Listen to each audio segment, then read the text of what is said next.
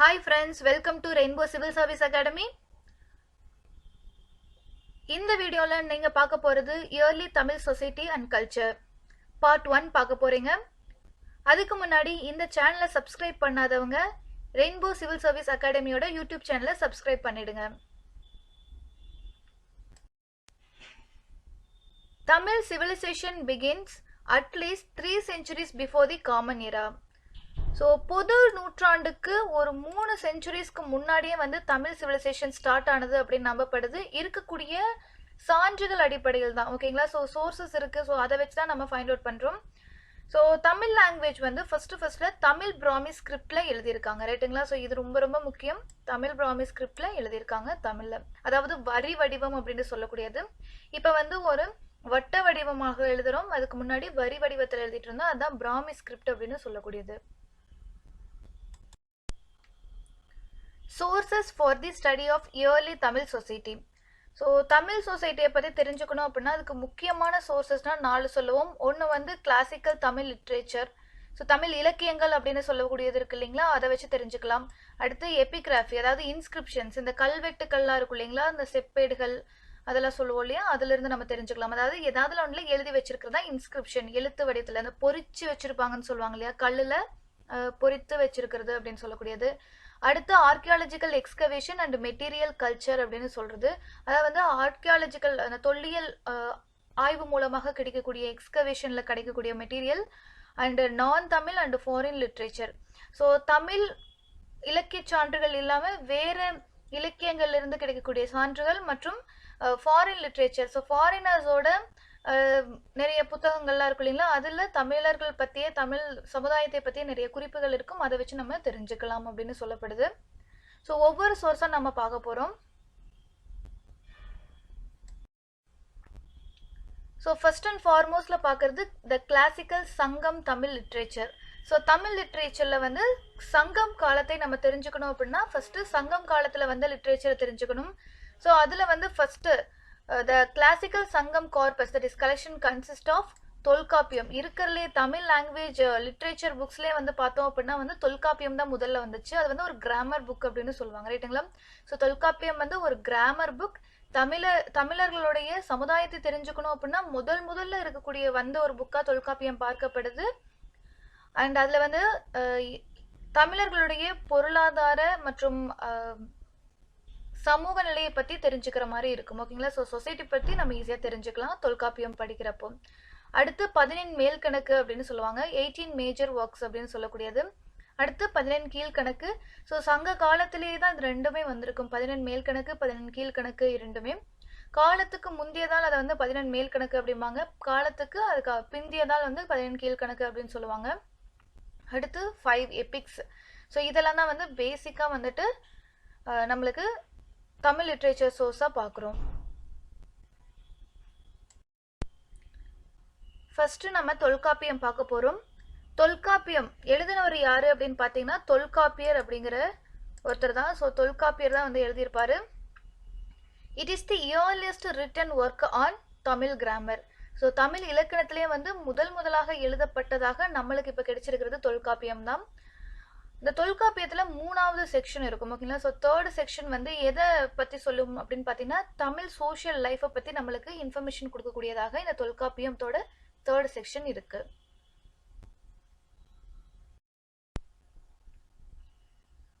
அடுத்து 15 மேல் கணக்கு. ஸோ இந்த 15 மேல் கணக்கு இன்க்ளூட்ஸ் 10 பாட்டு மற்றும் 8 தொகை. So 8 anthologies and 10 idylls. இதுதான் இந்த 15 மேல் கணக்கு உள்ள இருக்கக்கூடியது. So these text are the oldest among the classical Tamil text. So Tamil text எடுத்து பார்க்குறப்ப ரொம்ப ஓல்டாக இருக்கக்கூடியது இதாக தான் இருக்குது. தொல்காப்பியம்க்கு அடுத்து பழையது அப்படின்னு பார்த்தோம்னா இது. And the text of 15 Kilkanakku belong to a later date. And 8 Thogai are the 8 anthologies are. So அந்த 8 தொகை நூல்கள் எது எது அப்படின்னு பார்த்தீங்கன்னா நற்றிணை, குறுந்தொகை, பரிபாடல், பதிற்றுப்பத்து, ஐங்குறுநூறு, கலித்தொகை, அகநானூறு, புறநானூறு.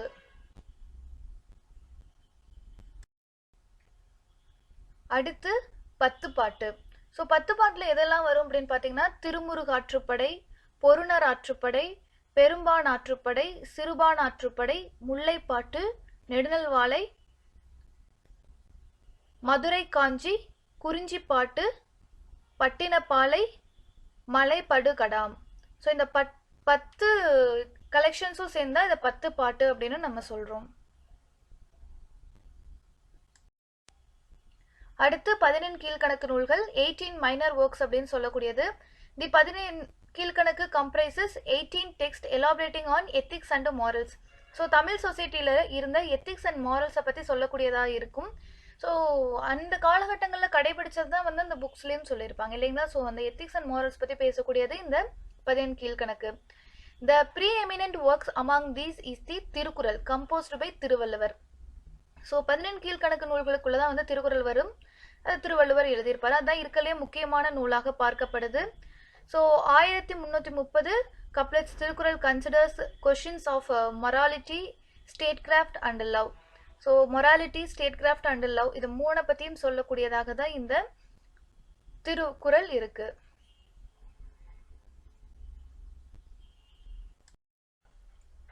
அடுத்து தி 5 எபிக்ஸ், காப்பியங்கள் அப்படின்னு சொல்லுவோம் இல்லைங்களா. ஸோ காப்பியம் எபிக்ஸ் அப்படின்னா என்ன அப்படின்னா long narrative poems of very high quality. So அந்த 5 எபிக்ஸ் என்னென்ன அப்படின்னு பார்த்தீங்கன்னா சிலப்பதிகாரம், மணிமேகலை, சீவக சிந்தாமணி, வளையாபதி, அப்புறம் குண்டலகேசி. இதான் வந்து 5 எபிக்ஸ். ஸோ இந்த 5 எபிக்ஸ் மூலமாக தமிழ் சொசைட்டியை பற்றி நம்ம நிறையா தெரிஞ்சுக்க முடியுது ஓகேங்களா. இதெல்லாம் சங்க காலத்தில் வந்தது. ஸோ சங்க காலத்தை பற்றி தெரிஞ்சுக்கிறதுக்கு ரொம்பவே உதவி செய்யக்கூடியதாக இந்த 5 காப்பியங்களும் இருக்கு. அடுத்து epigraphy. So epigraphy means the study of inscriptions. அந்த கல் மேலே வந்து வச்சு எழுதியிருப்பாங்க இல்லைங்களா. ஸோ படிக்கிற மாதிரி. ஸோ அதான் வந்து இன்ஸ்கிரிப்ஷன் அப்படின்னு சொல்கிறது. ஸோ அதை பற்றி படிக்கிறத வந்து எபிகிராஃபி அப்படின்னு சொல்லுவோம். Inscriptions are documents scripted on stone, copper plates and other media such as coins, rings etcetera. So ஒரு காப்பர் பிளேட்லேயோ இல்லை ஸ்டோன்லேயோ இல்லை ஏதாவது ஒரு காயின், ரிங்கு, இந்த மோதிர சின்னம் அப்படின்னு சொல்லுவாங்க ரைட்டுங்களா. ஸோ அதுல எல்லாம் கூட ஒரு இன்ஸ்கிரிப்ஷன் வச்சுருப்பாங்க. அதை பற்றி படிக்கிறதா வந்துட்டு epigraphy. So the document of the script marks the beginning of the historical period.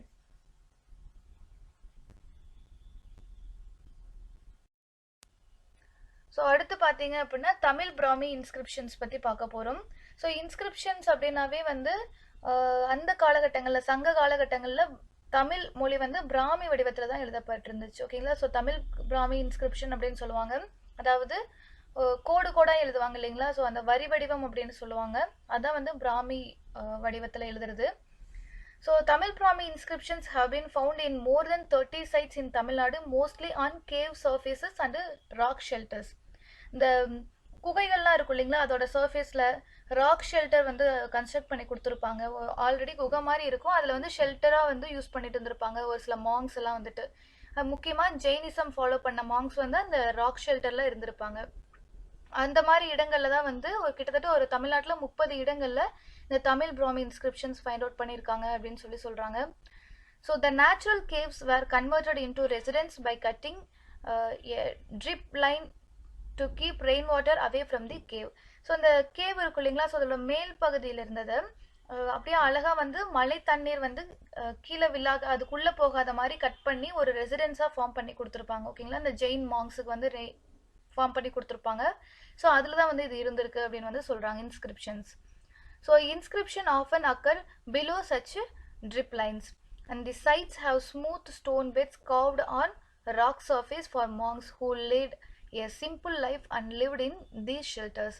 இப்படி ராக்கெட் ஷெல்டர்ஸ் வந்து எதுக்காக க்ரியேட் பண்ணி கொடுத்துருக்காங்க அப்படின்னு பார்த்தீங்கன்னா இந்த மாங்ஸ்க்காக க்ரியேட் பண்ணி கொடுத்துருக்காங்க. அவங்க வந்து ஒரு சிம்பிள் லைஃப்பை வந்து வாழ்வாங்க அந்த குகைகளில் இருந்து ரைட்டுங்களா. ஸோ அந்த அவங்களுக்கான படுக்கைகள் வந்து கிரியேட் பண்ணியிருப்பாங்க, ஸ்டோன் பெட்ஸ் வந்து கிரியேட் பண்ணியிருப்பாங்க அப்படியே ஸ்மூத்தன் பண்ணி அந்த பாறையை. And merchants and kings converted these natural formations as habitation for monks who have renounced worldly life. அதாவது வந்து உலக வாழ்க்கையை துறந்தவர்கள் அப்படின்னு சொல்லக்கூடியவங்க தான் மாங்ஸு. ஸோ அந்த மாங்ஸ்க்காக அந்த காலத்தில் இருந்த கிங்ஸ் அண்ட் மிகப்பெரிய வணிகர்கள்லாம் இருப்பாங்க இல்லைங்களா, மர்ச்சன்ட்ஸ், அவங்க வந்து கிரியேட் பண்ணது தான் இந்த ராக்கெட் ஷெல்டர்ஸ் அந்த கேவ் சர்ஃபேஸில் வந்து ராக் பெட்ஸ் வந்துட்டு கிரியேட் பண்ணி கொடுத்துருக்காங்க.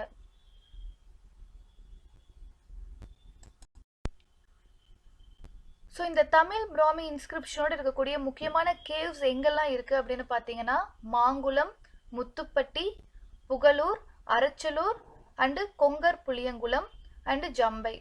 ஸோ இந்த இடங்கள்லாம் இருக்குது. ஸோ தமிழ்நாட்டில் இருக்கக்கூடிய முக்கியமான இடங்கள் கொடுக்கப்பட்டிருக்கு.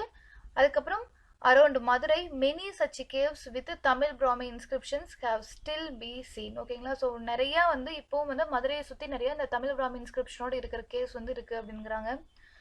அண்ட் மேக்ஸிமம் வந்து இந்த கேவ்ஸ் எங்கே இருக்குது அப்படின்னு பார்த்தீங்கன்னா ஏன்ஷியன்ட் ட்ரேட் ரூட்ஸ். ஸோ அந்த காலகட்டங்களில் ட்ரேட் ரூட் இருந்திருக்கு இல்லைங்களா, மக்கள் வந்து வணிகம் செய்கிறதுக்காக வழியை யூஸ் பண்ணியிருப்பாங்க இல்லைங்களா, அந்த ரூட்டில் தான் வந்து இந்த கேவ் இன்ஸ்கிரிப்ஷன்ஸ்லாம் இருக்குது அப்படின்னு சொல்கிறாங்க.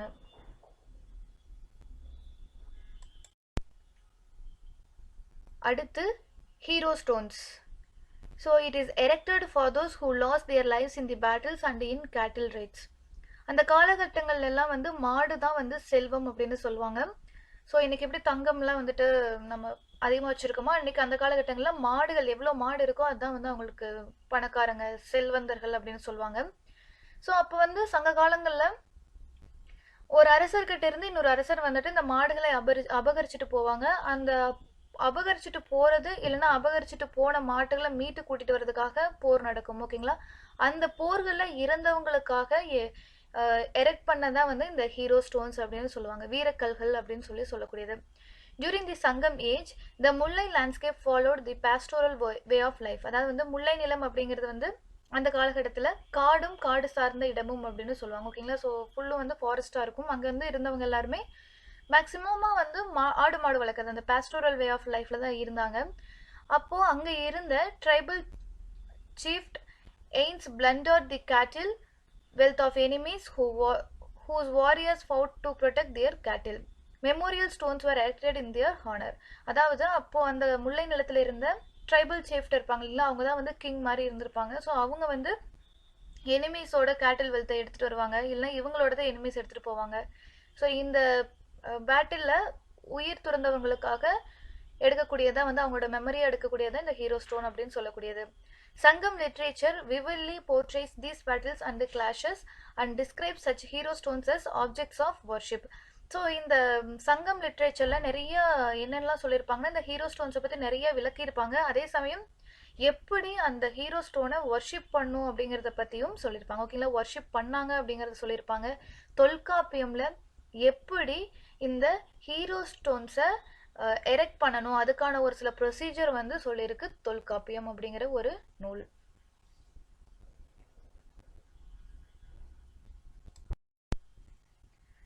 ஸோ சங்கம் ஏஜில் இருந்த இந்த ஹீரோ ஸ்டோன்ஸில் மேக்ஸிமம் வந்து எதுவும் எழுதியிருக்க மாட்டாங்க, ரைட்டுங்களா? ஸோ அந்த இன்ஸ்கிரிப்ஷன்ஸ் இருக்காது. பட் ஆனால் ஒரு சிலதில் தமிழ் பிராமி இன்ஸ்கிரிப்ஷன்ஸ் இருந்துச்சு. ஸோ அது எங்கெங்கெல்லாம் இருக்குது அப்படின்னு பார்த்தீங்கன்னா தேனி டிஸ்ட்ரிக்டில் புலிமான் கொம்பை அண்டு தாதாப்பட்டி இந்த 2 ஊர்லேயும் இருந்துச்சு. அதே போல் புதுக்கோட்டை டிஸ்ட்ரிக்டில் போர்ப்பனை கோட்டை அப்படிங்கிற ஊரில் இருந்த ஹீரோ ஸ்டோனில் இந்த தமிழ் பிராமி இன்ஸ்கிரிப்ஷன்ஸ் இருந்துச்சு, ரைட்டுங்களா? இந்த புலிமான் கொம்பை அப்படிங்கிற ஊரில் இருந்த ஒரு இன்ஸ்கிரிப்ஷனில் என்ன எழுதியிருக்கு அப்படின்னு பார்த்தீங்கன்னா கூடலூர் ஆக்கோல் பெருட்டியான் ஆந்தவன் கல் அப்படின்னு சொல்லியிருக்காங்க. அதாவது வந்து தி ஸ்டோன் ஆஃப் டிஎன் அந்தவன் who was killed in the cattle raid at the village of Gudalur. அதாவது கூடலூர் அப்படிங்கிற இடத்துல நடந்த அந்த கேட்டில் ரைடில் இறந்து போனவரான டிஎன் ஆந்தவன் அப்படிங்கிறவரோட நினைவாக எழுப்பப்பட்டது அப்படிங்கிறது மென்ஷன் பண்ணுறதுக்காக அவரோட பேரை போட்டிருக்காங்க, ரைட்டுங்களா? ஸோ அந்த ஹீரோ ஸ்டோனில் மென்ஷன் பண்ணியிருக்காங்க. இது புலிமான் கொம்பையில் இருக்கக்கூடிய ஹீரோ ஸ்டோனில் இருந்த தமிழ் பிராமி இன்ஸ்கிரிப்ஷன்.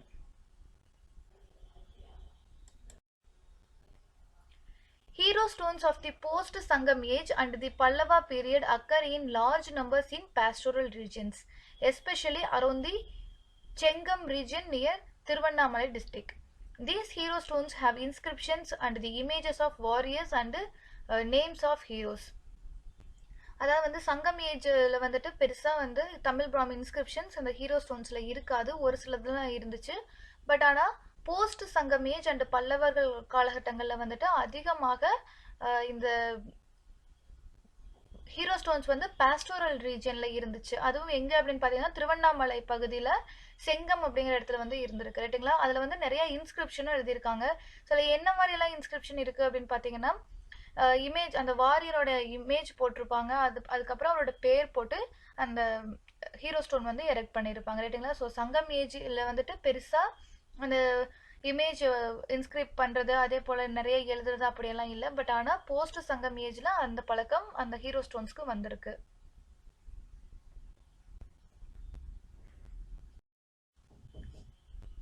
அடுத்து inscriptions on pottery.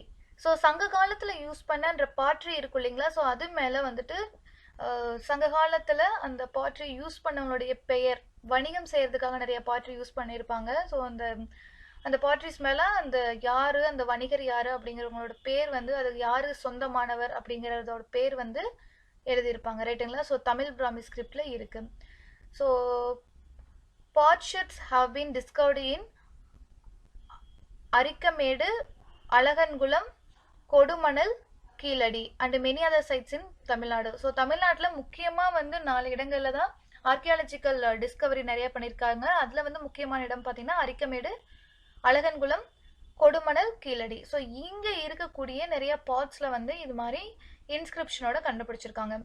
பாட்ரி inscribed with names in Tamil Brahmi script have also been found in Berenike and Quseir al Qadim in Egypt and in Khor Rori in Oman, indicating that early Tamils had trade contacts with West Asia and along the Red Sea coast. அதாவது தமிழ் பிராமி ஸ்கிரிப்டோடு இருக்கக்கூடிய அந்த பாட்ரிஸ் வந்து தமிழ்நாட்டில் கண்டுபிடிக்கப்பட்டது மட்டும் இல்லாமல் Egypt and ஓமனில் இருக்கக்கூடிய ஒரு சில இடங்கள்லையும் கண்டுபிடிச்சிருக்காங்க.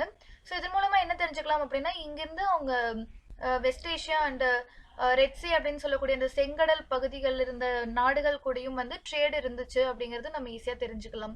ஸோ எகிப்தில் வந்து எங்கே அந்த பாட்ரி எக்ஸாக்டாக கண்டுபிடிச்சாங்க அப்படின்னு பார்த்தீங்கன்னா பெரினிக்கே அண்டு கொய்சர் அல் ஹைதம். அதே போல் ஓமனில் வந்து பார்த்தீங்கன்னா கோர் ரோரி அப்படிங்கிற இடத்துல கண்டுபிடிச்சிருக்காங்க. இந்த நேம்ஸ் எல்லாம் ரொம்பவே முக்கியம். தமிழ்நாடு இல்லாமல் தமிழர்களுடைய அந்த பாட்ரி எங்கேருந்து கண்டுபிடிச்சாங்க அப்படிங்கிறது. அதே போல் people etched their names on patri to indicate ownership. Many of the names are in Tamil while some are in Prakrit. So நிறைய பெயர்கள் வந்துட்டு இந்த பாட்ரிலேருந்து கண்டுபிடிச்சிருக்காங்க. ஸோ ஒவ்வொரு பாட்ரி மேலேயும் இருக்கக்கூடிய நேம் வந்து அந்த ஓனர்ஷிப்பை மீன் பண்ணலாம் அப்படின்னு நம்பப்படுது. ஸோ நிறைய பாட்ரி வந்து தமிழில் இருக்குது, ஒரு சிலது வந்து பிராகிருத் மொழியிலையும் இருக்கும் ஓகேங்களா. இந்த பிராகிருதம் அப்படிங்கிறது இங்கே தமிழ்நாட்டில் வந்து சங்கம் ஏஜ் இருந்தப்போ அப்படியே நார்த் இந்தியாவில் வந்து இங்கே தமிழ் பேசிகிட்டு இருந்தப்போ அங்கே பேசிகிட்டு இருந்த ஒரு மொழி தான் பிராகிருத மொழி அப்படின்னு வந்து சொல்லுவோம். அடுத்து archaeological sites. So archaeological sites வந்து நம்ம நிறைய மெட்டீரியல் சோர்சஸ் வந்து எக்ஸ்கவேட் பண்ணுறோம். ஸோ முக்கியமான ஆர்கியாலஜிக்கல் சைட்ஸ் இது அப்படின்னு பார்த்தோம்னா excavations at Arikamedu, Alagankulam, Uraiyur, Kanchipuram, Kaveri Poompattinam, Korkai, Vasavasamudram, Keeladi, Kodumanal in Tamil Nadu and Pattanam in Kerala provide the evidences. So சங்க காலத்தை பற்றி எவிடன்சஸ் எடுக்கணும் அப்படின்னா தமிழ்நாட்டில் இருக்கக்கூடிய நிறைய இடங்கள் பார்த்தோம். அது இல்லாமல் கேரளாவில் பட்டணம் அப்படிங்கிற இடத்துல இருக்கக்கூடிய எவிடன்சஸும் வந்துட்டு நம்மளுக்கு சங்கம் ஏஜை பற்றி தெரிஞ்சுக்கிறதுக்கு ஹெல்ப் பண்ணக்கூடியதாக இருக்குது. So Arikamedu near Puducherry is a சங்கம் ஏஜ் போர்ட். ஸோ அரிக்கமேடு அப்படிங்கிறது வந்து கரெக்டாக புதுச்சேரிக்கு பக்கத்தில் இருக்கக்கூடிய ஒரு இடம். ஸோ அது வந்து அந்த காலகட்டங்களில் சங்க காலத்தில் வந்துட்டு ஒரு துறைமுகமாக பயன்படுத்தப்பட்ட இடமாக பார்க்கப்படுது. எக்ஸ்கவேஷனில் கண்டுபிடிச்சிருக்காங்க. ஸோ அந்த எக்ஸ்கவேட் பண்ணுறது யார் அப்படின்னு பார்த்தீங்கன்னா archaeological survey of India. So இந்திய கவர்மெண்ட்டோடது. And British archaeologist Robert Eric Mortimer Wheeler and French archaeologist J.M. Castle and Indian archaeologist A. Ghosh and Krishna Deva excavated this site. So அரிக்கமேடை கண்டுபிடிச்சவங்க முக்கியமாக இந்த British archaeologist and French archaeologist and தமிழ்நாட்டை சேர்ந்தவங்க, இந்தியாவை சேர்ந்தவங்க 2 பேர் வந்து ஆர்கியாலஜிஸ்ட். அவங்க தான் வந்து மெயினாக கண்டுபிடிச்சாங்க. And they found evidence of a planned town, warehouse, streets, tanks and ring wells. அதாவது வந்து அந்த உரை கிணறு அப்படின்னு சொல்லுவாங்க இல்லைங்களா. ஸோ ரிங் வெல்ஸ், அதுக்கப்புறம் வந்துட்டு டேங்க், ஏரி கண்டுபிடிச்சிருக்காங்க. கரெக்டாக ஒரு எக்ஸாக்டாக இருக்கக்கூடிய ஸ்ட்ரீட்ஸ், அதுக்கப்புறம் வேர்ஹவுஸ் அப்படின்னு சொல்லக்கூடிய சேமிப்பு கிடங்குகள், பிளான்டு டவுன் வந்துட்டு எக்ஸாக்டா இந்த அரிக்கமேட்ல இருந்துச்சு அப்படிங்கறத ஃபைண்ட் அவுட் பண்ணிருக்காங்க. அடுத்து material culture. So archaeologist have found evidence of brick structures and industrial activities as well as artifacts such as beads, bangles, cameos, intaglios and other materials in these sites. So நிறைய அந்த archaeological சைட்ஸ்ல இருந்து நிறைய material எடுத்திருக்காங்க. So அதை வச்சு என்ன சொல்றாங்கன்னா அந்த காலத்துல நிறைய பொருட்களை யூஸ் பண்ணியிருக்காங்க, மெட்டீரியல் கல்ச்சர் இருந்திருக்கு அப்படின்னு சொல்றாங்க. ஸோ எடுத்துட்டோம் அப்படின்னா பீட்ஸு, ஸ்டோன்ஸு, அதுக்கப்புறம் கேமியோஸ், இன்டாக்லியோஸ் அப்படின்னு சொல்லக்கூடியது, அந்த ஒரு ஸ்டோன் மேலே அழகாக பொறிப்பு வேலை செய்வாங்க இல்லையா, அதான் வந்து கேமியோஸ், இன்டாக்லியோஸ் அதெல்லாம். ஸோ பேங்கிள்ஸ், அந்த சங்கால செஞ்சிருந்த பேங்கிள்ஸ் அதெல்லாம் எடுத்திருக்காங்க. And Tamil Brahmi inscriptions on pottery and coins have also been unearthed on Arikamedu. Evidences of the various arts, crafts and industries together help us reconstruct the way of life of the people of those times. So நிறைய arts and கிராஃப்டோட archaeological evidences கிடைச்சிருக்கு. அதே சமயம் இண்டஸ்ட்ரியில இருந்து இந்த உருக்கு உலை அப்படின்லாம் சொல்லுவோம் இல்லைங்களா, அயன் உருக்கு உலைகள்லாம் கண்டுபிடிச்சிருப்பாங்க. இதுல இருந்தெல்லாம் வந்துட்டு மக்கள் எப்படிப்பட்ட ஒரு வாழ்க்கையை வாழ்ந்திருப்பாங்க அப்படின்னு சொல்லிட்டு நம்மளால ஈஸியா ரீகன்ஸ்ட்ரக்ட் பண்ணி எடுத்துட்டு வர முடியுது அப்படின்னு சொல்லப்படுது.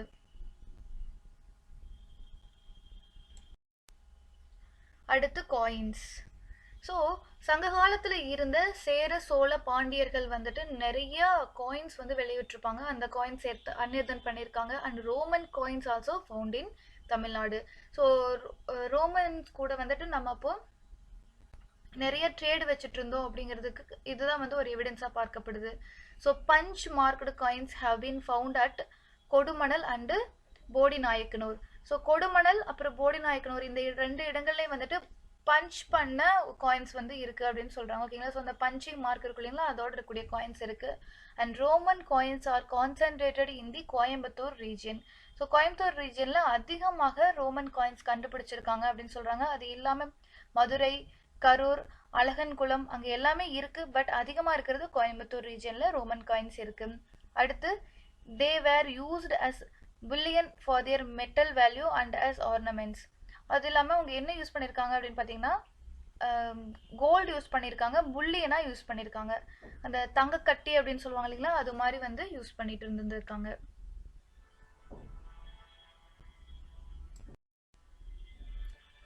ஸோ தமிழ் சோர்சஸ் வந்து பார்த்தோம், தமிழ்நாட்டில இருந்து கிடைக்கக்கூடியதெல்லாம் பார்த்தோம். அடுத்து நான் தமிழ் சோர்சஸ், ஃபாரின் அக்கௌண்ட்ஸ் வந்து பார்க்க போகிறோம். ஸோ தமிழ் இலக்கியங்கள் இல்லாமல் ஃபாரினர்ஸ், தென் தமிழ்நாடு இல்லாமல் வெளியே இருக்கக்கூடிய வட மாநிலங்களை சேர்ந்த யாராவது எழுதியிருப்பாங்க இல்லைங்களா, ஸோ தமிழ்நாட்டில் இருக்கக்கூடியவங்களை மென்ஷன் பண்ணி ஸோ அதுலேருந்து நம்ம தமிழ் கல்ச்சரை வந்து ஈஸியாக ஃபைண்ட் அவுட் பண்ண முடியும். ஸோ ஃபர்ஸ்ட் அண்ட் ஃபார்மோஸ்ட்ல வந்து அர்த்த சாஸ்திரா. ஸோ அர்த்த சாஸ்திரா அப்படிங்கிறது ஒரு classical work on economy and state craft. ஒரு பொருளாதாரம் எப்படி இருக்கணும், ஒரு அரசு எப்படி இருக்கணும் அப்படிங்கிறத பற்றி சொல்லக்கூடியது தான் அர்த்த சாஸ்திரா அப்படிங்கிற புக்கு. இதை கௌடல்யா அப்படிங்கிறவர் வந்து மௌரியன் பீரியட்ல எழுதியிருப்பாரு. ஸோ அவர் வந்துட்டு பாண்டிய கவட்டக்கா அப்படிங்கிற ஒரு வார்த்தையை வந்து மென்ஷன் பண்ணியிருப்பாரு, ரைட்டுங்களா. ஸோ அந்த பாண்டிய கவட்டக்கா அப்படிங்கிறது சங்க காலத்தில் இருந்த பாண்டிய மன்னர்களை பற்றி குறிக்கக்கூடியதாக இருக்கு. அண்ட் மகாவம்சா அப்படிங்கிறது வந்து ஒரு புக்கு, அது வந்து எந்த ஊரை சேர்ந்தது அப்படின்னு பார்த்தீங்கன்னா ஸ்ரீலங்காவை சேர்ந்த ஒரு புக், ரைட்டுங்களா. புத்திஸ்ட் குரானிக்கல் அப்படின்னு சொல்கிறோம் மகாவம்சம் அப்படிங்கிறது. ஸோ புத்திசம் பற்றி நிறைய சொல்லக்கூடியது அந்த புக்கு. அதில் வந்து நிறைய மர்ச்சன்ட் அண்ட் ஹார்ஸ் ட்ரேடர்ஸ் வந்து தமிழ்நாட்டிலிருந்து வந்தாங்க. சவுத் இந்தியாவில் வந்துட்டு இருந்து பேர்ல் வந்துச்சு, ஷெல்ஸ் வந்துச்சு அப்படின்னு வந்து சொல்கிறாங்க, ரைட்டுங்களா.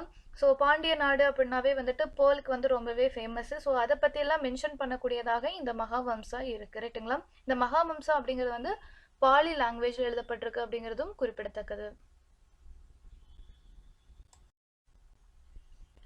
அடுத்து Periplus of Erythraean Sea. So it's a Greek document. அதாவது வந்துட்டு அந்த காலகட்டங்களில் ஒரு கடல்வழி போக்குவரத்து பண்ணும் அப்படின்னா அதுக்கு ஒரு வரைபடம் மாதிரி வச்சு வருவாங்க இல்லைங்களா. ஸோ அது ஒரு ஹின்ஸ் மாதிரி கொடுத்துருப்பாங்க. அதுதான் வந்து பெரிப்ளஸ் ஆஃப் எரித்ரியன் சி அப்படிங்கிறது ஒரு புக் மாதிரி, ஓகேங்களா. It's a Greek document. It makes references to the Sangam age ports of Musiri, Tondi, Korkai and Kumari as well as the Cheras and the Pandyas. அந்த பெரிப்ளஸ் ஆஃப் எரித்ரியன் சி அப்படிங்கிறது அந்த கிரீக் அந்த சைட்ல இருந்து வரக்கூடியவங்க எப்படி இங்க இந்தியாவுக்கு வர்றது அப்படிங்கிறது அந்த ஃபுல் கடல்வழி போக்குவரத்துக்கு ஹெல்ப் பண்ணக்கூடிய ஒரு புக்கு. ஸோ அதுல நம்ம இந்தியாவில் அதுவும் முக்கியமாக தமிழ்நாட்டில் இருந்த போர்ட் சங்கம் ஏஜ் போர்ட்ஸ் மென்ஷன் பண்ணியிருக்காங்க. எது அப்படின்னு பார்த்தீங்கன்னா முசிறி, தொண்டி, கொர்க்கை அண்ட் குமரி, அப்புறம் சேர மற்றும் பாண்டிய மன்னர்களையும் மென்ஷன் பண்ணியிருக்காங்க. அடுத்து Pliny the elder was a Roman who wrote natural history. So natural history அப்படிங்கிற எழுதினவர் யாரு அப்படின்னா ஒரு ரோமன் பர்சன். பிலினி அப்படிங்கிறவர் written in Latin, it was a text on the natural wealth of the Roman Empire. So ரொமானிய நாட்டில் வந்துட்டு என்ன நேச்சுரல் வெல்த் இருக்குது அப்படிங்கிறத பற்றி சொல்லக்கூடியதாக இருக்குது. ஸோ அவர் என்ன சொல்லியிருப்பாரு அப்படின்னு பார்த்தீங்கன்னா இந்தியா கூட நடந்த பெப்பர் ட்ரேடை பற்றி சொல்லியிருப்பாரு, ரைட்டுங்களா. ஸோ அதில் அவர் இந்த நேச்சுரல் ஹிஸ்ட்ரியில் இந்தியாவுக்கு அங்கே ரோமன் கண்ட்ரிலேருந்து வர்றதுக்கு எடுத்துக்கிறதுக்கு கிட்டத்தட்ட 40 நாள் ஆகும் அப்படின்னு சொல்கிறாங்க.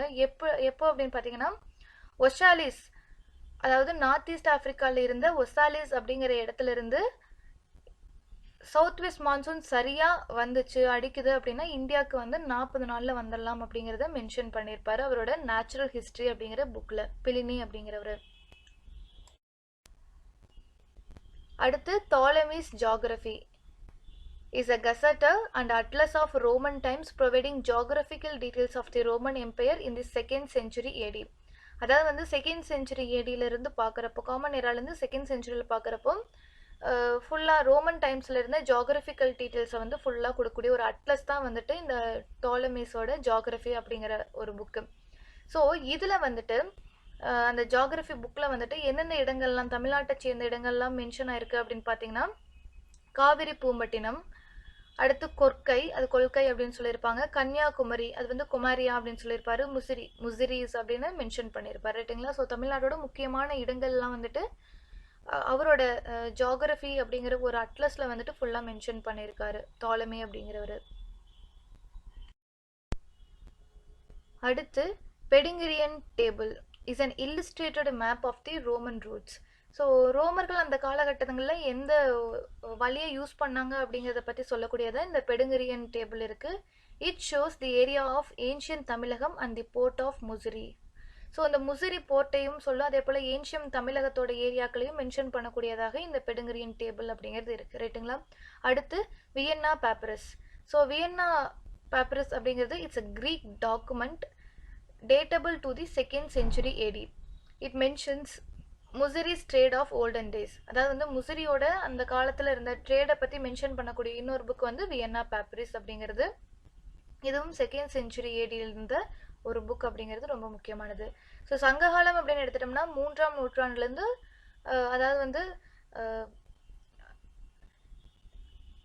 பிசியில் வந்து 3ஆம் நூற்றாண்டுலேருந்து ஏடியில் 3ஆம் நூற்றாண்டு வரைக்கும் இருக்கும். ஸோ இந்த 2nd century ADக்குள்ளே வந்தாலுமே வந்து அந்த சங்ககாலத்தை வந்து சொல்லக்கூடியதாக தான் இருக்கும்.